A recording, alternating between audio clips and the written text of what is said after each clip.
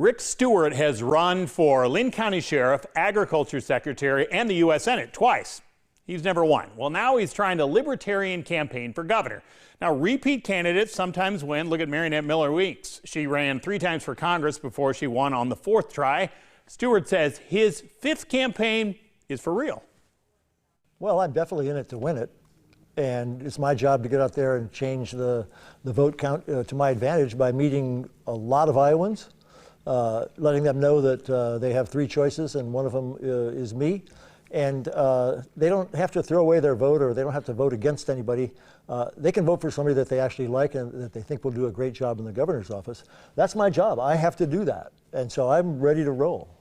If you look at the opinion polls, Kim Reynolds is about as popular, if not more popular, than anybody in our state right now. So why would you think she's beatable?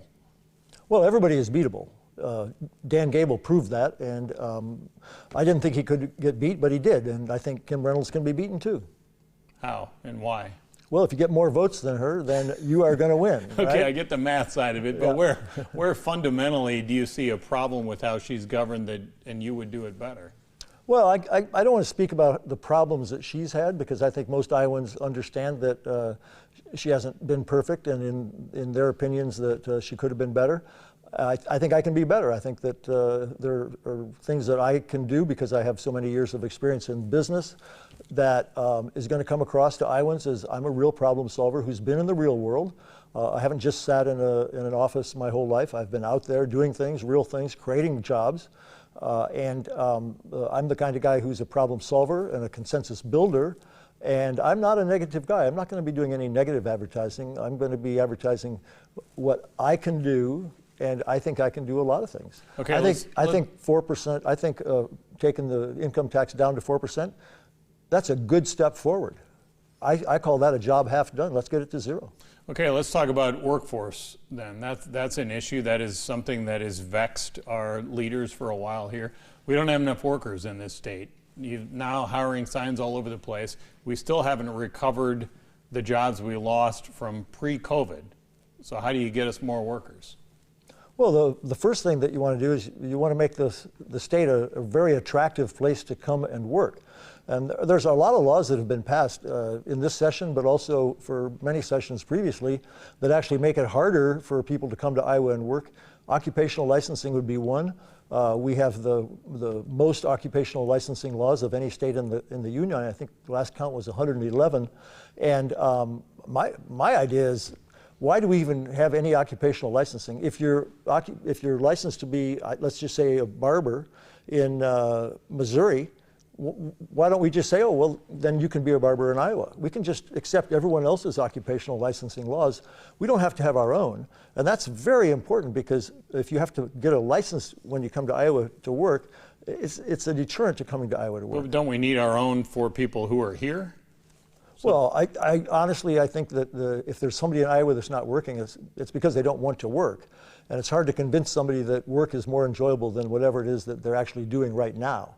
So the law of supply and demand says that if you want greater quantity, you raise the price. If you're the buyer, right? If the buyer, people sell their work, they're selling their labor, okay? If you want to sell it for a higher price, then the bidder has to bid higher. So raising the wages is the most obvious way to get more people to work.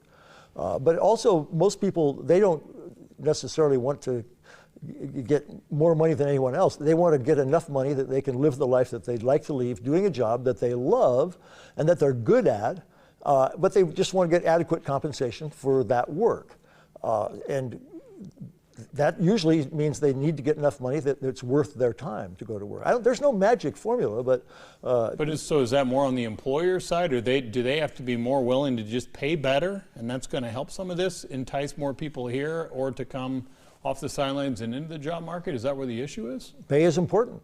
I'm sure that you enjoy getting your paycheck, and I always enjoyed getting mine, and I felt like it was enough. I didn't have to look for a different job, but it was also enough that I was willing to go to work every day and sell my talent and my energy. Everybody's the same that way.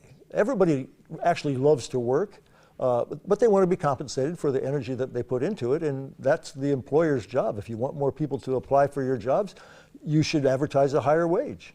Or maybe you can come up with some fringe benefits. Maybe you can put a child care center into your workplace like my company did.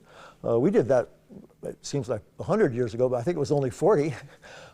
That's one of the ways that we attracted workers is we put on-site child care right there in the firm, in the warehouse, so that you could come to work with your children and drop them off and walk upstairs and sit down and start working. There's all kinds of creative things that employers can do. You mentioned most people want to have a job. Do you support the legislative effort to shrink the number of weeks a person could collect unemployment to try to incent them to get into the workforce sooner? Well, yeah, I'm not a super big fan of unemployment insurance to start with, because basically it's an incentive not to work. It's an incentive to leave your job. Rid of it? Well, getting rid of it is a strong word. I don't like to just take an axe to something. I'd like to look at it and maybe whittle it down a little bit. Maybe it's doing something beneficial, and I don't want to kill the tree.